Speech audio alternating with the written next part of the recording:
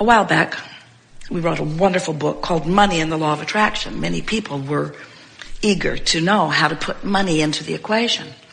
And from that, Jerry chose 60 predominant statements, our favorites and his. And we think that this 60-card deck of affirmation cards represents the best vibrational latitude that anyone could achieve for the allowing of well-being on all fronts, not just financial, to flow into your experience. But we also know that when you're standing fixated on the problem of not enough money, that these cards are as much a curse as a blessing. Because when you affirm what you want, when you're feeling strong absence of it, you just get defensive, don't you? I can earn money by doing what I love to do. Right. The story I tell is the basis of my life. That's not good news. My every story is attracting its vibrational match. Oh, kill me now. I can see my world through the eyes of Source. My source must be blind. My attention to unwanted attracts more unwanted. Damn. When you are standing in a place of not feeling good, not having what you want, not seeing the evidence of the prosperity that you want, and from that place of real fear or deep frustration or even anger, you make an effort to get it right. Your effort backfires because you're efforting against resistance. In other words, law of attraction doesn't effort against resistance. Law of attraction waits until you're a cooperative component and then just draws you with the other cooperative components, you see. So, why would we so unwisely create such beautiful affirmations if they are so unuseful to those who need them most? Because need and desire are different frequencies. Because problems and solutions are different frequencies. Because we know that sometimes you'll be in the vibration of solution. Sometimes you'll be in the vortex. Sometimes you'll be tuned in, turned on, tapped into who you really are. Sometimes you will have just made love with your lover and you will be so high on life. Sometimes you will have just seen a rainbow or a sunset. Sometimes you will have been petting your cat or listening to music. Sometimes you will have just come out of meditation. You will be feeling absolutely no resistance whatsoever. And when under those conditions from inside the vortex, you read or affirm, my life is as good as I allow it to be, sweet music to my ears. I'll read the other side of that card. I am always receiving the essence of what I am giving. So good to be in charge of my life. Welcome to planet Earth. You are here to have and seek joy. I can follow the trail of good feeling thoughts. In my appreciation, I allow myself to receive wonderful things. From inside the vortex, these feel so good. Goosebumps ripple up and down your body. And while you affirm from inside the vortex, you tune your frequency there. You practice the frequency of it. What good is that? It makes you less likely to be out of the vortex. It makes you more solution-oriented, less problem-oriented. It cues you up. It firms you up. It establishes your vibrational position in the universe, and everything in your world then shifts because your point of attraction shifts.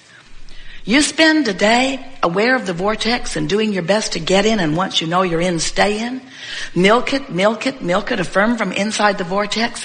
You shift your point of attraction so dramatically that every relationship that you have immediately shifts because you're no longer a match to the components of that person you work with or that person you work for or that person you live with or those people that you know. You are no longer the same vibrational match to the people at the diner or to the people in traffic, or to the people with whom you place your orders, or with the people with whom you co-create.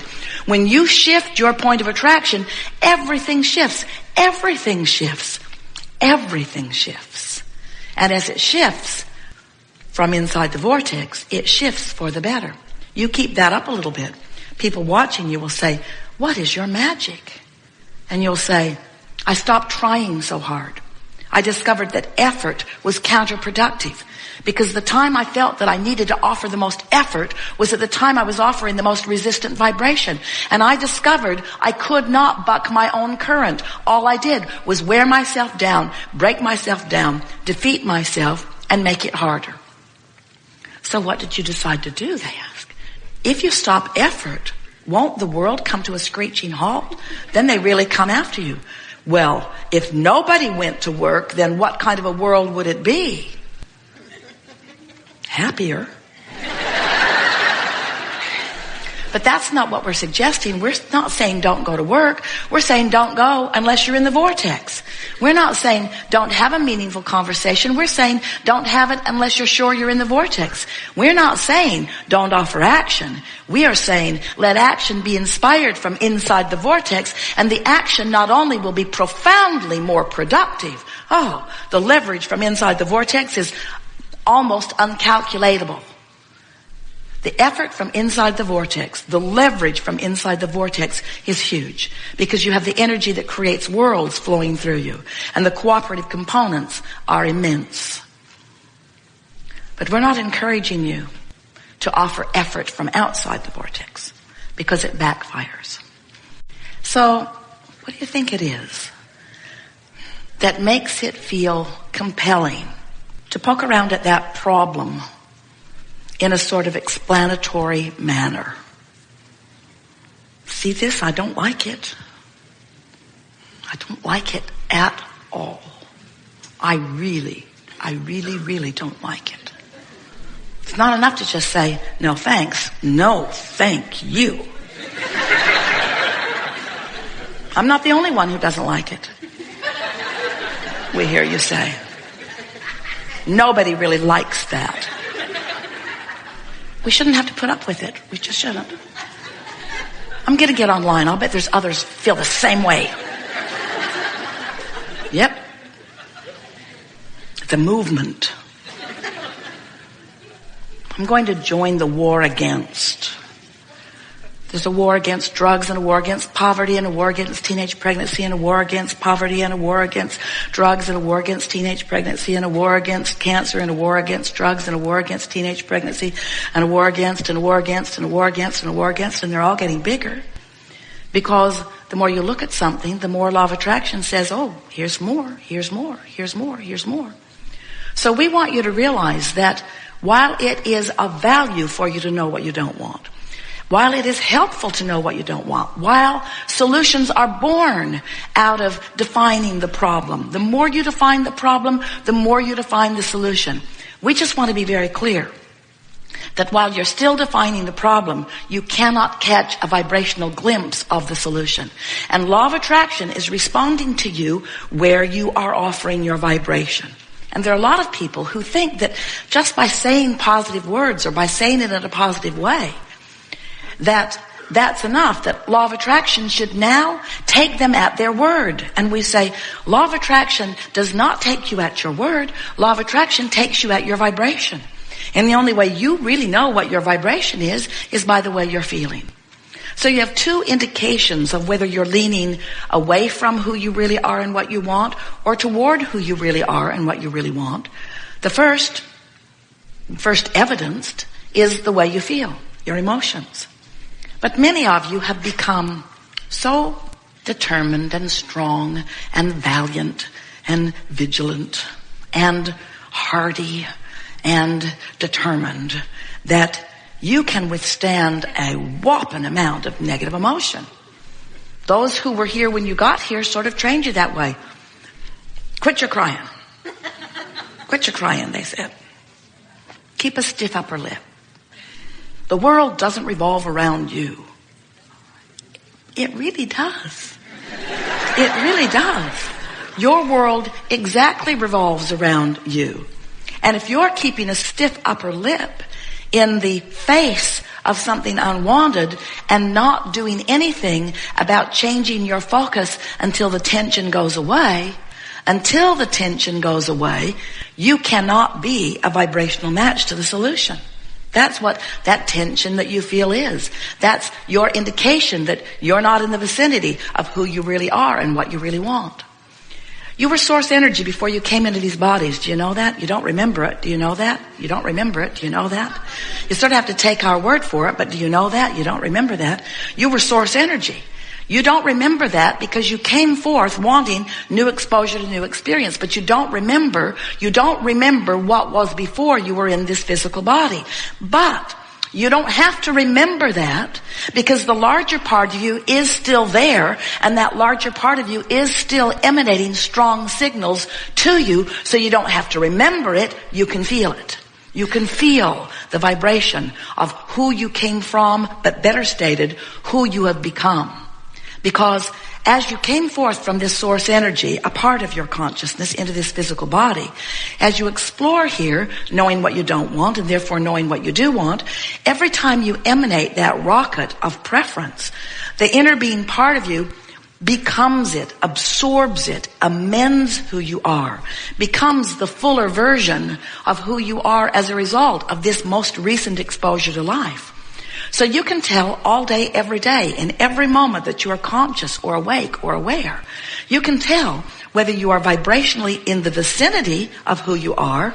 You feel contentment, satisfaction, ease and flow, love and passion, exhilaration. In other words, you feel fabulous when you're tuned in to the energy of who you really are.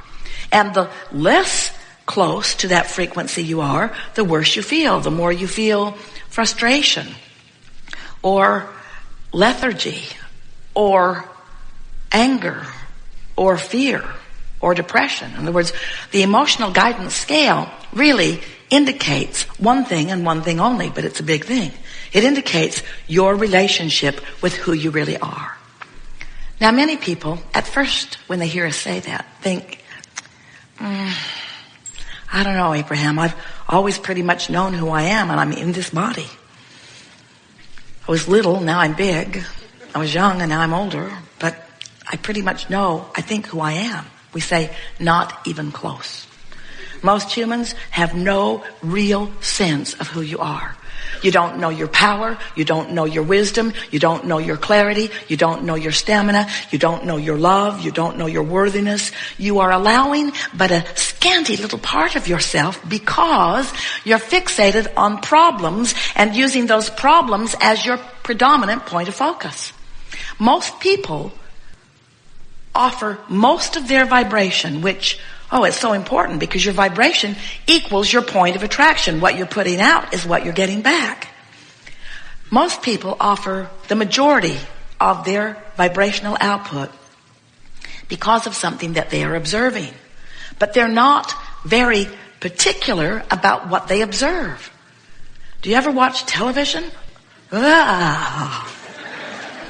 If you do, you are bombarded by unwanted stuff.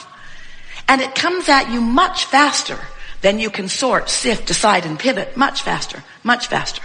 So you just hear it and hear it and hear it and hear it and hear it and hear it, hear it and respond, hear it and respond, hear it and respond, hear it and respond, hear it and respond, hear it and respond. And you let that television train your frequency into unwanted territory, and then you wonder why the things that are in your vortex, the things you really want, don't come to you in the way we profess that they should come. What's wrong with me, you say? We say nothing in the world is wrong with you, but you sometimes let unwanted things do the majority of training you into a frequency that then you say, well, I'm tough, I've got a stiff upper lip, I'm determined, I can play full on, I can make it happen, I will make myself financially prosperous, I will bring myself into alignment with what I want. And we say, really, friends, you cannot force it. You have to feel it into place. You have to allow it. You have to surrender the resistance in order to allow who you really are to be. We have enjoyed this interaction immensely.